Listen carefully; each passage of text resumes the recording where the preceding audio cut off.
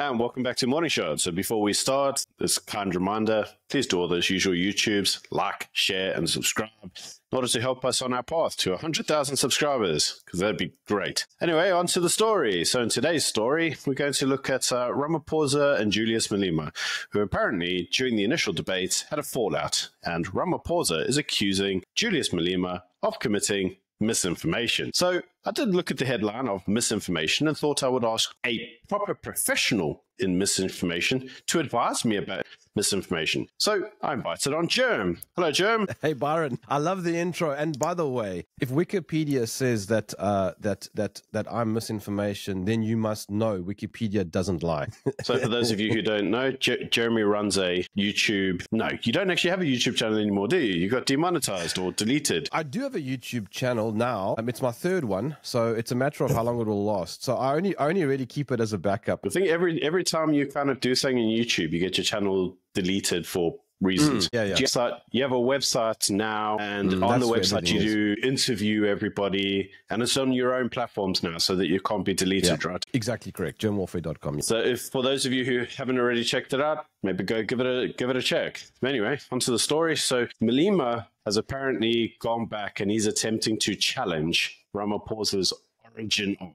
So for those of you who don't know, Ramaphosa's origin arc was that he was the founder of NIM, the National Union for Miners. And apparently, according to Julius Malema, this wasn't set up for the poor disenfranchised worker. It was set up at an Oppenheimer type conspiracy in order to keep the workers down. And they used Ramaphosa as a stooge to do that. So this shows, according to Julius, that Ramaphosa has always been puppet of white monopoly capital. What do you think of that? Well, it's ironic coming from Julius, isn't it? I mean, the man is genius at writing stories. Byron, that's what it's about. It's not about facts, is it? It's about writing stories, writing narratives to create confusion. It is about writing a story to create confusion. And in this instance, the reason they're doing it is because of the union government that's not really a union government. And the reason I say not really a union government, yeah, GNU, that one.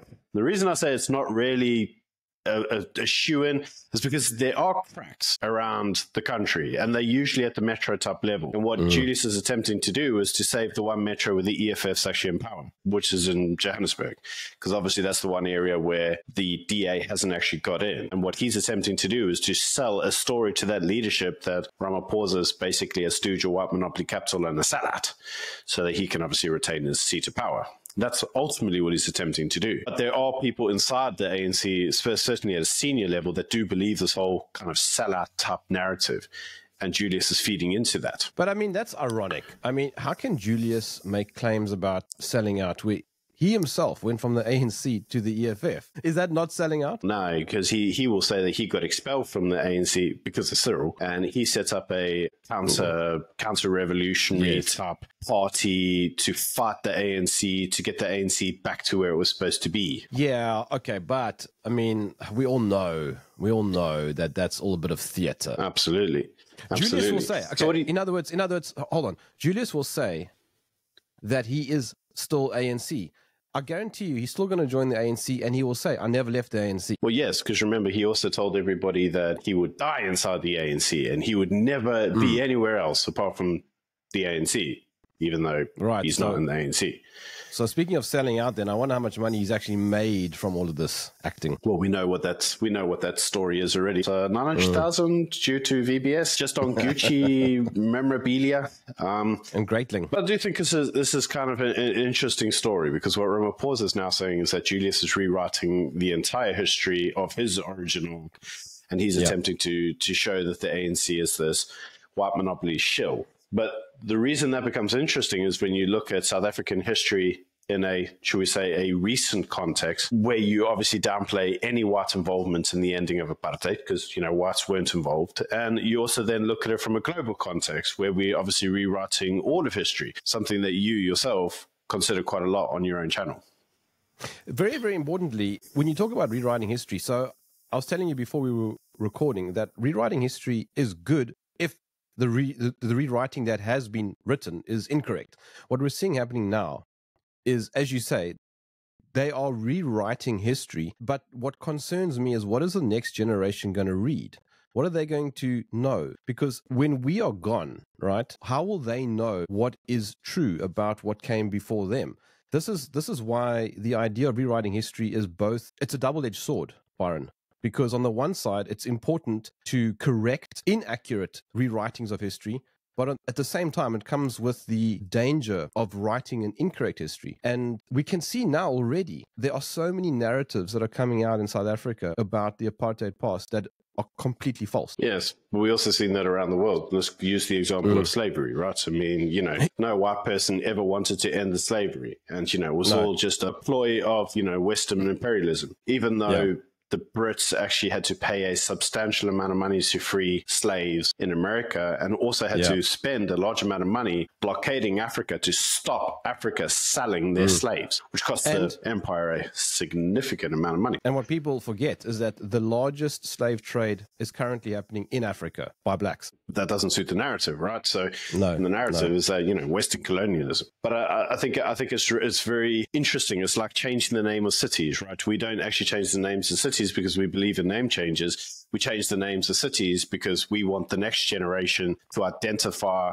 that city with that name. They know full well that for a generation, no one's going to use that name. Like no one calls Durban eThekwini. They call it Durban. Or what is PE's one? I can't even remember it. Yeah, but you know, and nobody calls it that because virtually nobody can say the name. I can't even say it properly. There's probably going to be somebody in the comment that goes, "You butchered it." Probably did. Well, you got to click, man. I'm not causing, man. So like, imagine if they tried to rename Cape Town. I mean, how's that for rewriting history? Well, Winnie Mandela, wasn't it? That's what they wanted to name it.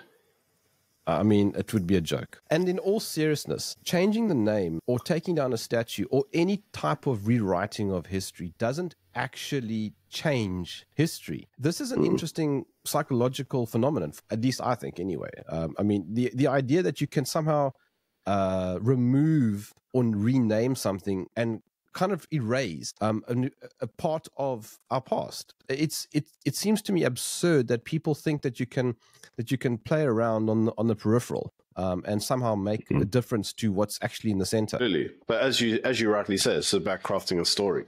And the story that Julius is wanting to craft at the moment is very much a story that Ramaphosa is a sellout. He's a stooge of Watts. He's not really there for anything else but his own self-enrichment. And I think it's kind of amusing because Ramaphosa obviously hit back and said, can you actually read a book and stick to proper history? And the reason I think it's interesting is because it's kind of like, this is their game. This is the ANC's game. They just don't like it when it's played against them. Julius didn't just come up with this. He learned this from Jacob Zuma. He learned it through Bell Pottinger. He learned it through the narrative that Zuma crafted. Now, when the tools and the tactics are used backwards to the ANC, they're like, nah, you can't do that. And I wonder if it's going to backfire. Do you think it'll backfire? I think it really is going to depend on how the ANC deal with it.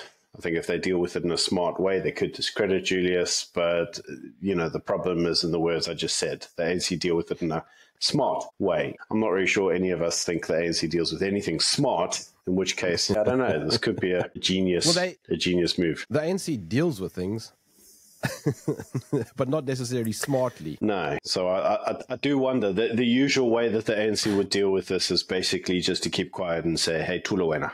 But I don't think they can do that. No, but what's also interesting is, I mean, Julius is losing popularity. Nobody really cares about him anymore. No. And you saw this in the last elections because the number of individuals there were at an all-time low.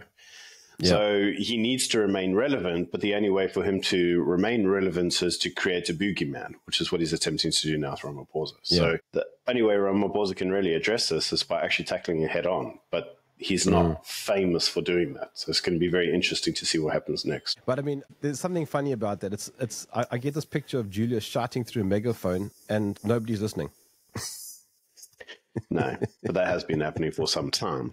So, but you know, it's interesting because you might ask yourself, who's this narrative for? You said there to confuse the next generation. And in many instances, that is what's happened, right? This happened with the whole land story and all land in the country stolen. It's not entirely true. There is some truth that some of the land was stolen, but not all of it. And let's be real on that. There's a significant amount of land that's been traded since 94. But the moral of the story here is actually the story that he's attempting to create isn't actually for the outsiders. I think the story he's attempting to create here is actually for the ANC insiders. He's trying to sow discord within the ANC so that the ANC basically implodes on itself. That's what he's really doing. Well, I think it'll be interesting to see what happens because, I mean, the ANC are much smaller, weaker, and so are the EFF.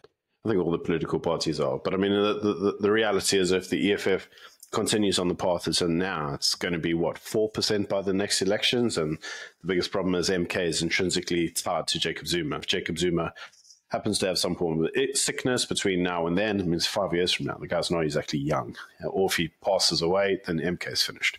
In which case, ANC is back up to 50%. And maybe Juju needs to think about going home, right? The only way he's going to do that is by getting an extension or a welcome home card.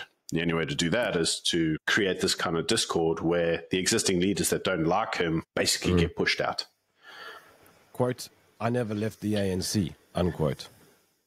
Yeah, exactly right. Anyway, thank you very much for joining me to talk about Juju's misinformation. Whether or not this will actually prove to backfire with him in time will be interesting to note. But once again, thanks for joining. Where can everybody find you? Germwarfare.com, and I might add that everything that we said in this video was misinformation. Absolutely. Until next time.